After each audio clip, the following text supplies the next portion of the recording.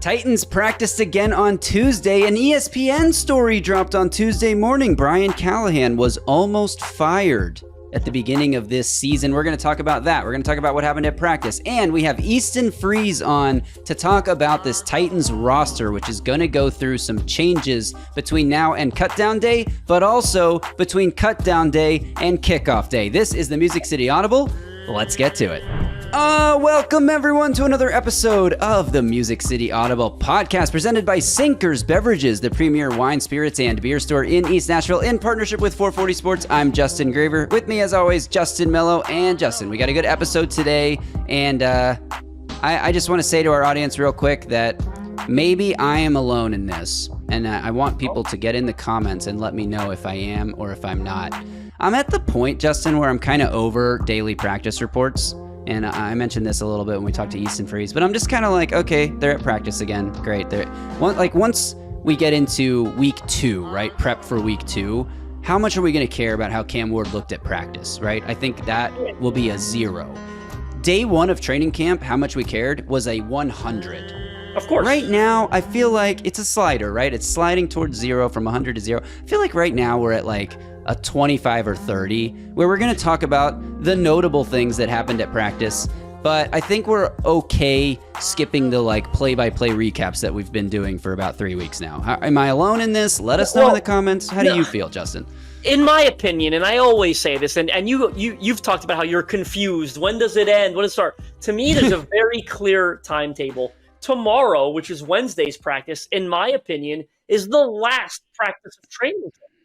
Because I don't know if they're doing anything on Thursday. If they are, it's a walkthrough. They're not going to have an actual practice because they play a preseason game, the finale on Friday, okay? Then they cut the roster down on Tuesday. Like, to me, as soon as they cut that roster down to 53, initial 53, and you're done with preseason, you are now in full preparation for week 1 mode. To me, that is the end of training camp and the start of we are preparing for week 1. We are game planning for the Denver Broncos. We've got the 53 that we're actually going to have here. We don't have 90. This is who's going to be in this room for the most part, and we are preparing for our week 1 opponent. So I get it. I'm with you. First training camp practice, really exciting. 17th, not so much. Whatever we're at now, we're past 15 by now. We're in the 16 to 20 range. It does get a little tougher for the excitement meter to stay the same.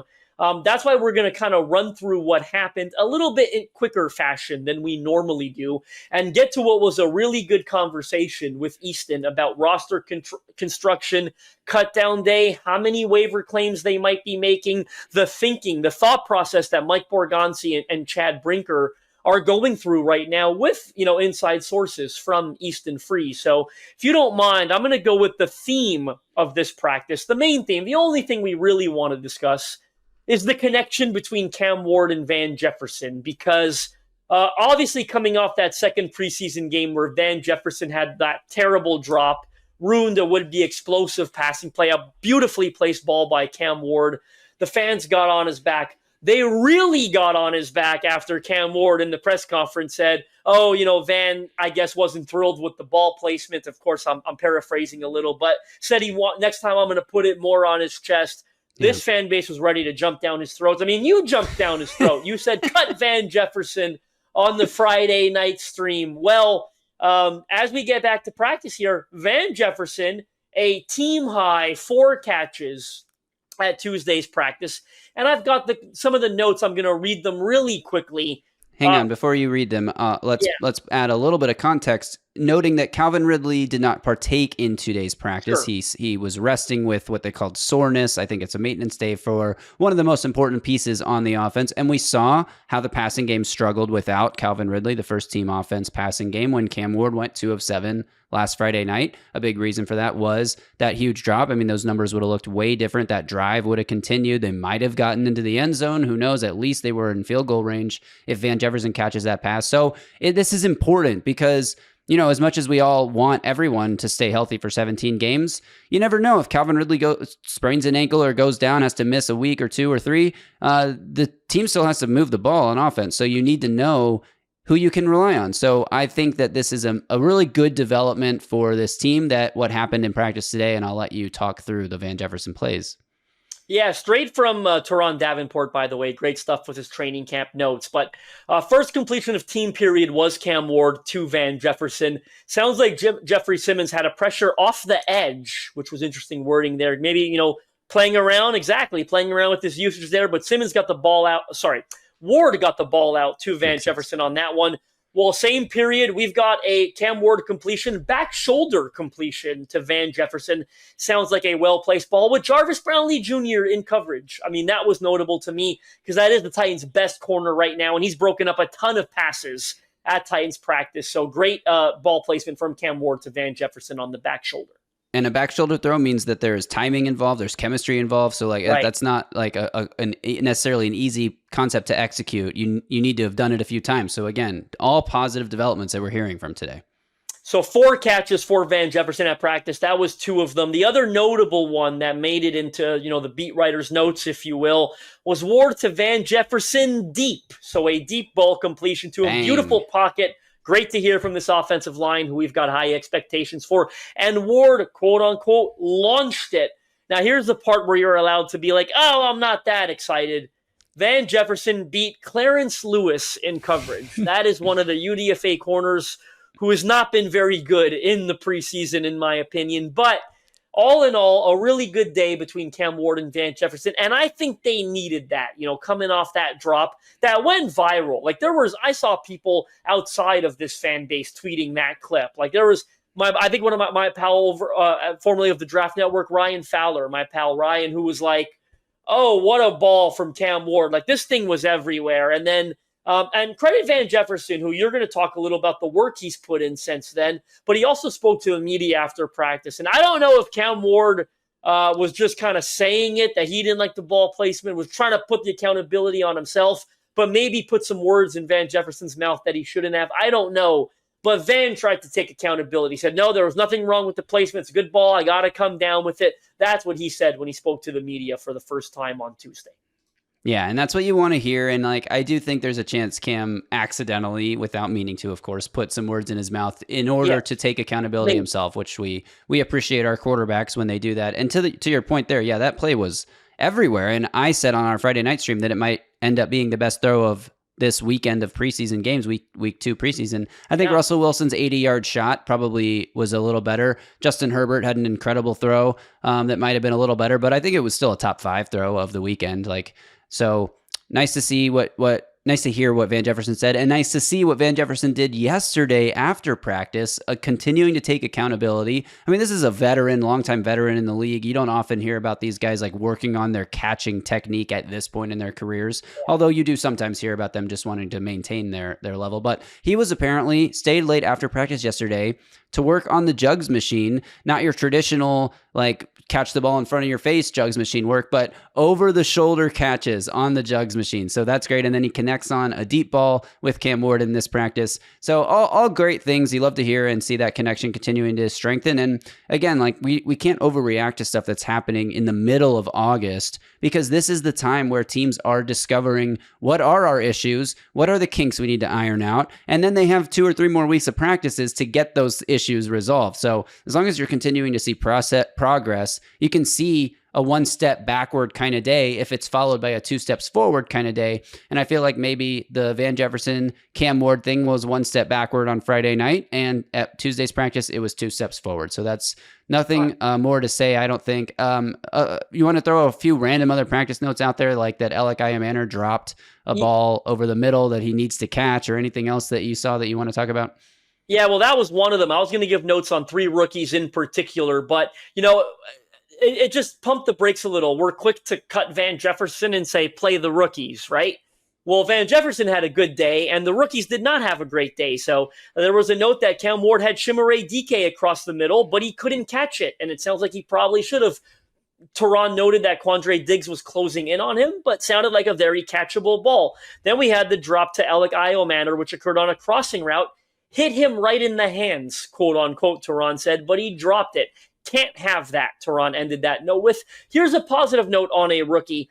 He also found Khalil Mullings for a beautiful shot up the sideline. Sounded like maybe like a wheel route or something along that lines. Teron described it as a drop shot to Khalil Mullings along the sideline for a deep gain. But all in all, quick reminder, sometimes the rookies step up, sometimes a veteran lets you down. Sometimes it's vice versa, where on Tuesday's practice, the veteran stepped up and the rookies let you down. I don't have a whole lot else on practice. Again, we're kind of through this. Amari Burney had an interception. It was a tipped ball from one of the backup quarterbacks. Femi Oladejo, good rep converting speed to power against Jalen Duncan. Sounds like it's always Jalen Duncan when Femi Oladejo wins one of these one-on-one reps, but nice to see him stacking reps.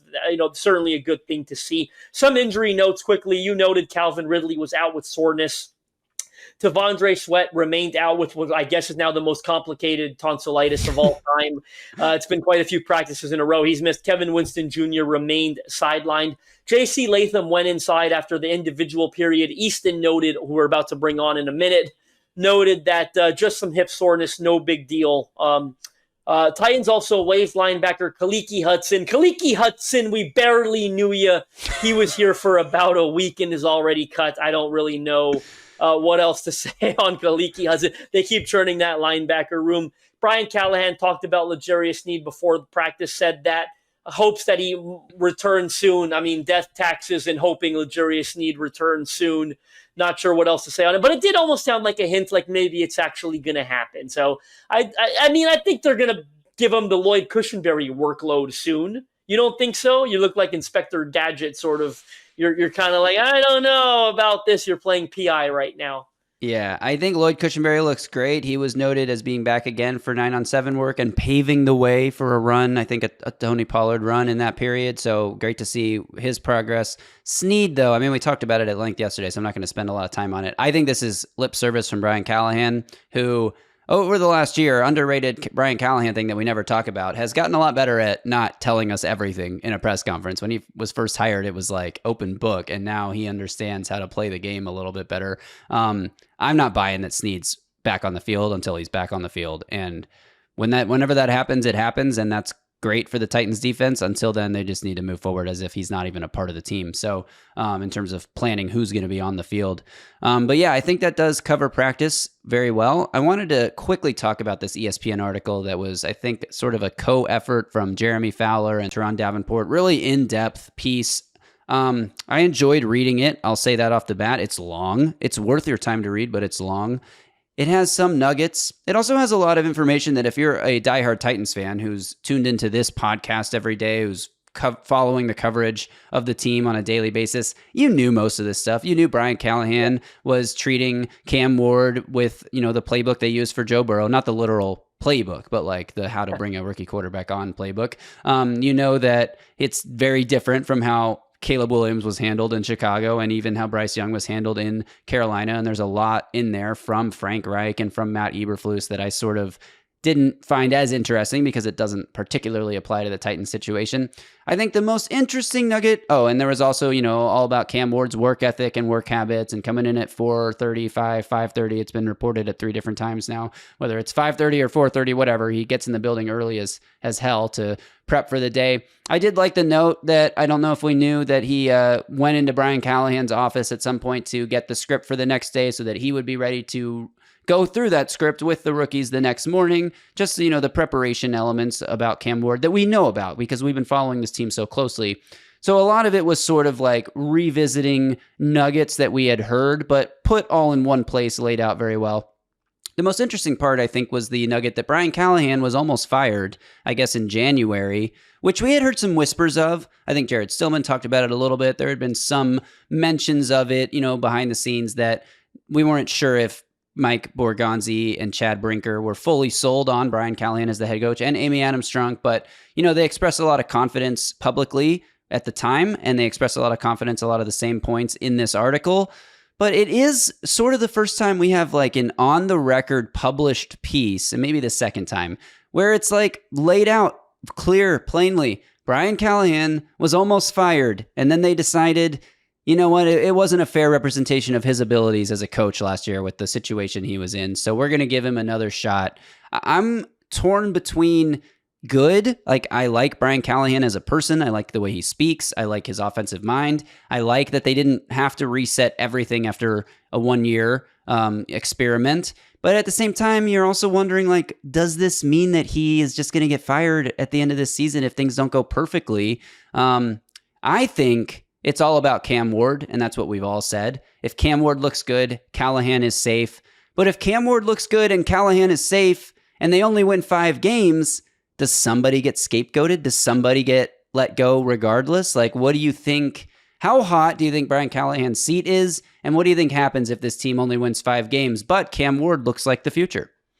Yeah, I think I don't think the seat's that hot. In all honesty, I think short of it being full blown disaster, 3-4 wins, 5 for me is the number that I keep struggling with. Like 5 is where I start to see the odds being 50-50 ish.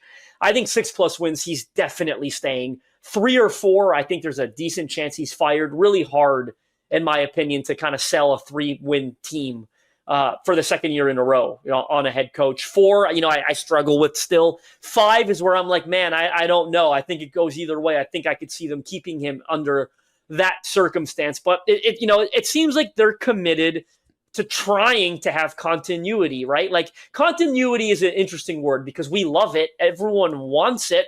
But you also got to be careful that you don't have continuity for the sake of continuity, right? Like bad people get fired all the time, and it doesn't matter how long they've been there, right? So for me, he's got to at least, it says in that article, like Mike Borgonzi, Chad Bridger, they want to see growth.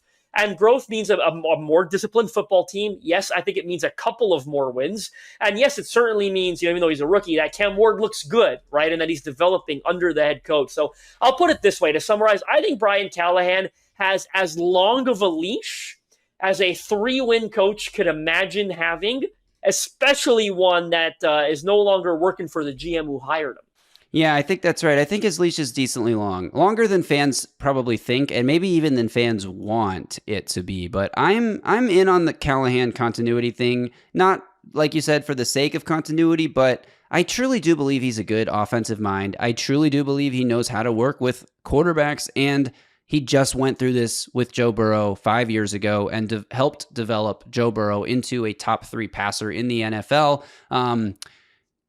How much of that is on Joe Burrow? How much is Brian Callahan? How much is Zach Taylor? How much is whoever the Bengals QB coach was at the time? But like, I'm in on Callahan for another year, assuming Cam Ward does what I expect him to do as someone who scouted him myself and has watched everything he's done since he got to Tennessee. Like, I fully expect Cam Ward to be successful. I put my money where my mouth is when I was in Vegas over that first preseason weekend and I wasn't able to join you for the live stream. I put money on Cam Ward to win Rookie of the Year, even though I don't think it's a great value and I don't think the Titans get the media attention that might help somebody win an award like that is mainly a narrative-based media-voted award. I still put money on it because I still believe that much that Cam Ward really is that dude. And if that's the case, then I do think Callahan's back, and I think that's the right call. And I think Callahan's challenge is like leading the team, having them motivated to go out and play their best football and play for each other. And we've seen him, making strides on that front this offseason. And the other side of it is like holding everyone accountable, but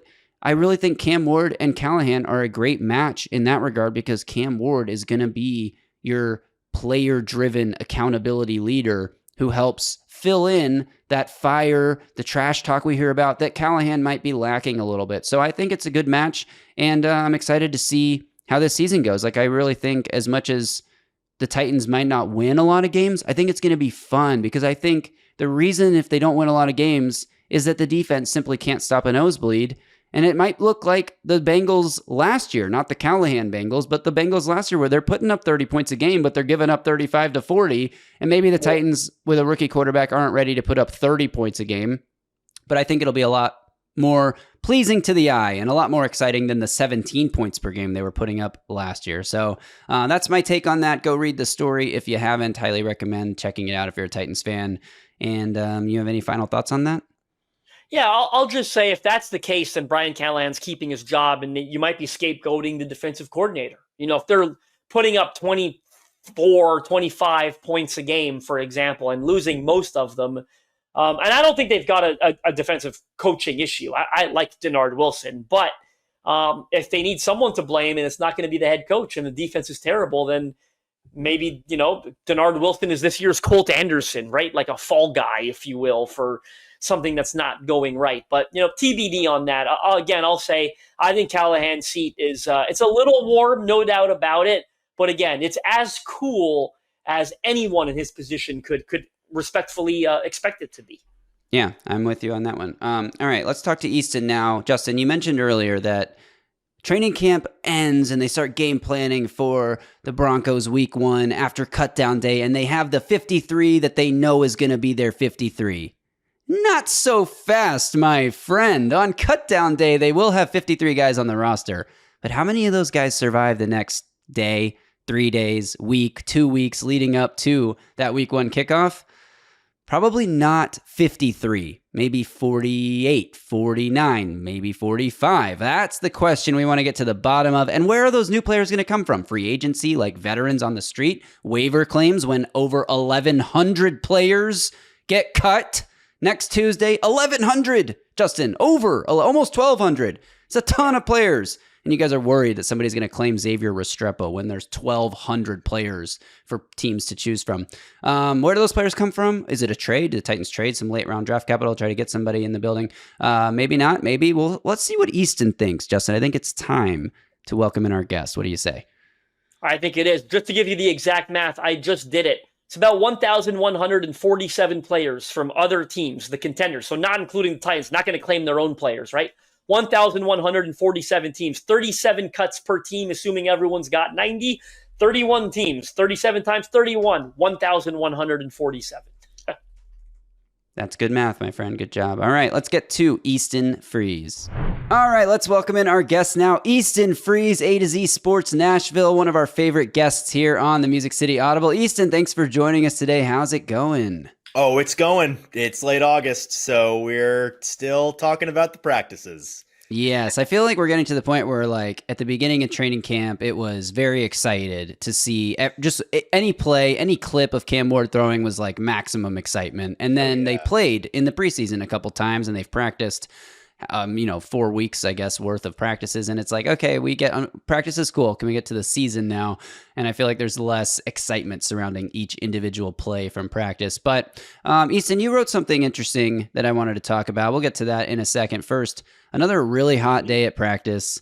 103 degrees, I think, is what the feels like temperature was, according to Jim Wyatt. It's hot here in Texas too, but I don't know what it feels like in Nashville. Do you think this heat is contributing to some tempers flaring? Because we had a scrum, Justin, not a scum, a scrum yesterday at Titans practice between Cam Ward and Jeffrey Simmons. Is this just like we're in the dog days of camp, the players are ready to not be in camp mode anymore, and some tempers are flaring? And as a Canadian, I totally know how hot 103 is. Like, I totally know. Fahrenheit. You've been to the sun before, haven't you?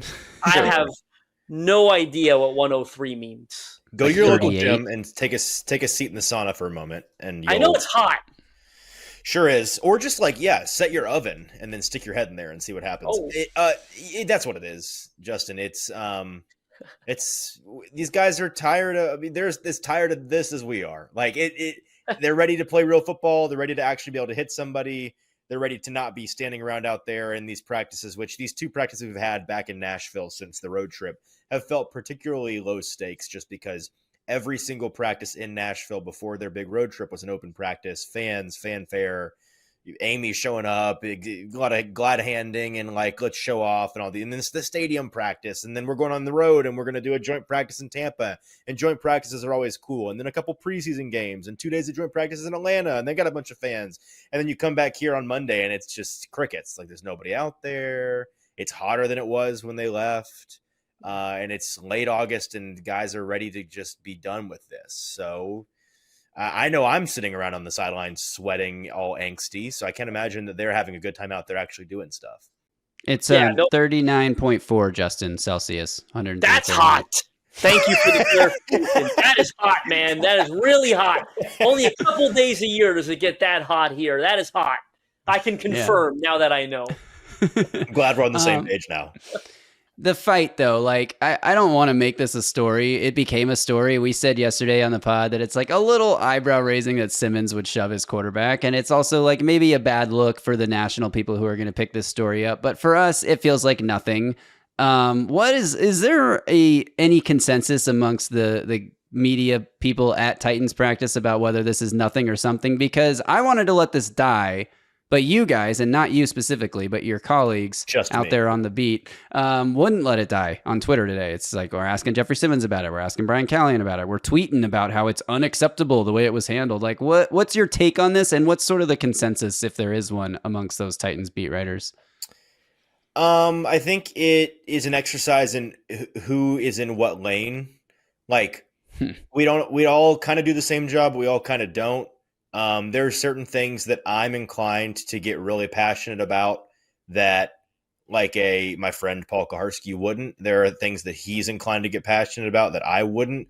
People that are more newsman, local journalist types are inclined to find this more interesting than somebody like me who is more inclined to find the football. Like, I really only care, for the most part, 365 days a year about the things that matter to the football. And that's just me. I'm not saying there's a right or a wrong way to do it. Some people are more interested in the human element of things, the human interest stories. Some are more interested in the local news of it all. Some are just bored and like to talk online.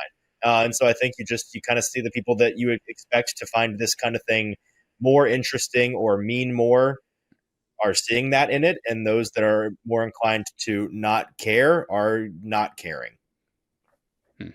I don't care. Yeah, I think that's the kind of way to look at it. We're going to just move on from it altogether because it seemed like a big nothing burger that was unnecessarily blown out of proportion. Easton, you wrote a really good article earlier today, being Tuesday, about roster cutdown day, which is looming 7 days away exactly, almost to the hour, actually, pretty close to the hour of being 7 days away. We know they've got number one priority on the waiver wire. Now, I'm going to be blunt with you. Like my good old pal, Lomas over at Titan Sized, he came to me like 2 weeks ago and was like, man, like they could claim, they could make 5, 6, 7 claims. I think he said it on Twitter, Graver, right? 5, 6, 7 claims. And we got on his case, like that's probably a little much. And then Mike Borgonzi, I think, was talking during the halftime show of the second preseason game. Well, when I was in Kansas City, we had the number one priority. We made 7 claims that year. We all, I think, are all in agreement the back end of this roster is in rough shape. It's been pretty evident throughout the preseason. I'm going to give you a chance to expand on the article because you talked about how the roster construction initially could look even weird. I mean, what's weird? 12 offensive linemen, 6 safeties, right? Like that would be weird, right? Sure. Like anything more than 10 linemen is weird. Anything more, in my mind, more than 5 off-ball linebackers is weird. More than 6 corners is a little weird, right? More than 7 receivers. 5 tight ends last year was weird, right? And we know this is all initially because they've got that number one priority on the wire. What do you think that initial looks like, and how many claims could we potentially be looking at? Yeah, I wrote in that article about how I think that Lomas was onto something, man. I have been talking to some folks for the past, I'd say, 3 weeks about this. That's kind of the gist that I'm getting. It's a big part of the reason why I wrote the article. This is a team that is dissatisfied. I mean, you guys have seen it. Like, we've seen it twice now what the back end of this roster looks like. None of these guys are safe because none of them should be safe. And they are interested in the, when you do the math, it's like, oh, there's going to be 1,200 NFL players that are suddenly available on next Tuesday afternoon that are going to be available to pick through before teams start putting together practice squads. And this Brinker Borgonzi front office has done a lot of grunt work analyzing the preseason film and intel around the league on other teams' players, looking for better alternatives to what they have. And they have a pretty good idea of who probably is getting cut and who probably isn't and who they're interested in. And because they have the first overall pick or the first waiver claim, right. I do think that they are inclined to exercise 5 or 6 or 7 or 8 of those claims. And I don't know if it's going to be more weird in terms of the total numbers per position group or more so weird about the specific individuals. Like, why'd they cut James Prochet but keep Jalen Kimber or something like that? And that's not even that's a half-baked example. I've not even thought about that. But something along those lines where it's like, I can't believe they cut this guy and kept this guy.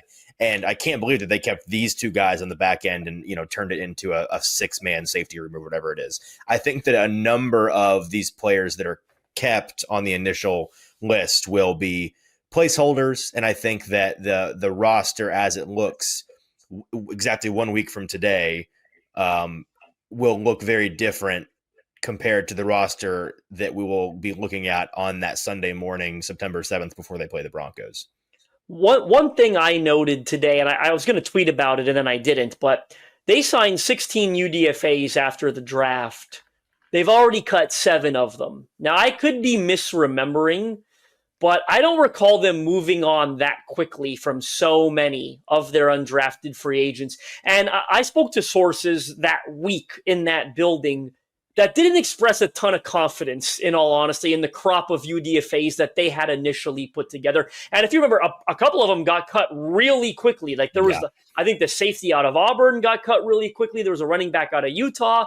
There was I think there was 2 corners, Garnett Hollis Jr. and Virgil Lemons. Graver thinks I'm making up names. Like a bunch of them got cut so quickly. Then I look at the back end here. Like the UDFA corners haven't really expressed any confidence at all, and that might be putting it nicely. Honestly, I don't know that one UDFA makes this roster. Like, I don't even think that's bold at this point. Like, they're at a point where who's got the best chance? It's Restrepo, it's the tackle, Crenshaw Dixon, maybe Desmond Evans, I think, has an outside chance because of who he's competing against, but that spot strikes me as a placeholder spot. I don't know that one UDFA is going to make this team. Yeah, I came into this thinking that those were the likely suspects. If somebody was going to make it, it's Crenshaw Dixon. It's obviously Restrepo. I liked the odds of a Jamari Harris, the cornerback out of Iowa, and Desmond Evans, just by the level of the competition in that room, I thought stood a fair chance. And yeah, it's as good as the actual draftees have looked so far. Yeah. The undraftees have not looked so good, which, that's better than you like it that way than the other way around. So that's good and that's fine. And they're undrafted for a reason. I think that a couple of these guys have I think Crenshaw Dixon I'd put money on him being a practice squatter. I think they really are pleased with his development and they want to keep him around. It's not like he's been a nothing burger at all. I think they really do I know the front office really does like how he's come along. I wouldn't be surprised if a couple of these UDFA corners get kept on practice squad. I think Restrepo is going to be a practice squatter. Desmond Evans obviously could be as well. So you may get 2 or 3 or 4 or 5 of those guys on the practice squad, but on the active roster, I don't see it. Let me put it this way. Any of the UDFAs that get kept on the active roster, I will immediately suspect as a placeholder until they survive 72 hours. And I'll say, Graver, sorry, I know I'm going on a tangent here, but when I look at the spots for waiver claims, I'm like, maybe 2 at linebacker, maybe 2 at corner, maybe 2 at edge. And for me, corner comes down to whether or not L'Jarius Sneed's on the 53-man roster or not, because there's a chance he starts on the PUP. I think there's a decent chance he starts the regular season on the PUP. The way I'm approaching this, obviously guesstimating, if he's on the roster, they probably only claim 1 corner. And that's at most, because I think, Marcus Harris is on this roster, obviously.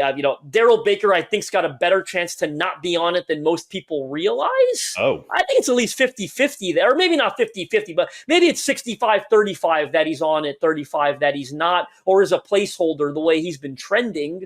But linebacker's a spot. I can't even get to a 4th rosterable linebacker, in all honesty. I can't get to a 5th edge rusher, and at corner I can barely get to a 6th, and that's with L'Jarius Sneed. Yeah, it's I'll leave it at this. I think that the vast majority of these roster gymnastics will be on the defensive side of the ball for pretty obvious reasons. They sunk a lot of resources this offseason into the offense, so this is the natural progression of it. Yeah. Easton, I want to talk about, I think this is our last question and then we'll let you go here. But I had sort of postulated on our last pod that the Titans might look, yeah, I know, right? Dictionary day. That the Titans might look to move a future draft pick late round conditional type to, beef up the depth on this roster, similar to John Robinson trading for Dennis Kelly. And then Melo proceeded to remind us that he also traded for Dennis Daly and a bunch of players who didn't end up doing anything. Ugo Amadi. Yeah, Ugo Amadi. Wow, big pull. Deep cut. But I also was thinking, and I think Justin Lomas made this point as well, that the Titans have the number 1 spot on the waiver claim. So they maybe don't need to make a trade for a player to make sure they secure him, but maybe it's like a team would have kept that guy if the Titans didn't show up offering a conditional 7th that could turn into a 6th in 2027 or something. Do you have any beat on how you think this team's going to go about acquiring this depth? Is it going to be all waiver claims? Is there a chance they sign a free agent guy, a veteran guy who's not necessarily a waiver claim, just still out there on the market? Is there a chance they make a trade, not for a Trey Hendrickson level player, but for depth in that kind of way? Like, what do you think, if you had to guess, like the percentage of roster ads that will come after cutdown day or right around there? Is it all waivers, or is there going to be some mix going on? I wouldn't rule any avenue for acquiring guys out entirely. I do think that with the state of this roster right now, the front office is pretty radicalized against any kind of loss of draft capital. They are really only interested in gaining draft capital, but never say never. Maybe they see really unique opportunity for practically no cost to them, some kind of pick swap or something that they see as tomato. In terms of the percentage of the roster, it's a pretty interesting question. I would say, I'll keep it brief and say that I think maybe up to a 6th of this roster could be turned over. Again, it's like 8 or 9 maybe new guys at most. I'd be shocked if we got into the double digits, but near double digits could be a reality. And I find that interesting, adding that many guys, with less than 2 weeks before opening day, what the dynamics of that are. It's an interesting question that I really don't have an answer to. And I asked Brian Callahan about it today at the press conference this morning, and he gave the answer that you'd expect, just that you kind of have to balance that. But how does that feel when we're in the locker room for the first time and it's a bunch of guys that are new to the operation? I don't know. It'll be interesting to see. And it's not just like you're replacing guys who, because you wrote about this in your article too. It's not just that you're replacing guys who know the system with guys who don't know the system, but might be a marginal upgrade. It's also sort of taking a knife and slashing up everything that Callahan has been working to build since this team came back together in the spring, with the camaraderie and the playing for each other. And you're going to inject 8, 9 guys who have not been part of that team building process, who do not have that camaraderie and are going to have to build it quickly. It might be a test of the culture that Callahan has built over the past 5-6 months. It might be something that, those guys get acclimated quickly because the brotherhood has been formed, or it might be something that undoes a lot of the work that has been, made on that front. So that'll be a very interesting thing to track. Easton, thank you so much for your time. As always, my friend, we appreciate you joining us. Absolutely, guys. See you next time. All right. Thanks again to Easton Freeze for his time there. Thanks to all of you for tuning in to this episode. We will be back tomorrow to recap Wednesday's practice. Justin, boring. We'll come up with something to talk about, so stay tuned to the channel. And the best way to do that is to hit that subscribe button, like the video, drop a comment below. Do you care about daily practice reports anymore on a podcast? We all enjoy reading them, but on a podcast, is there other things we should be talking about? Let us know in the comments below, and we'll see you then. Thanks again to Sinkers Beverages. Until next time, y'all stay safe out there and tighten up.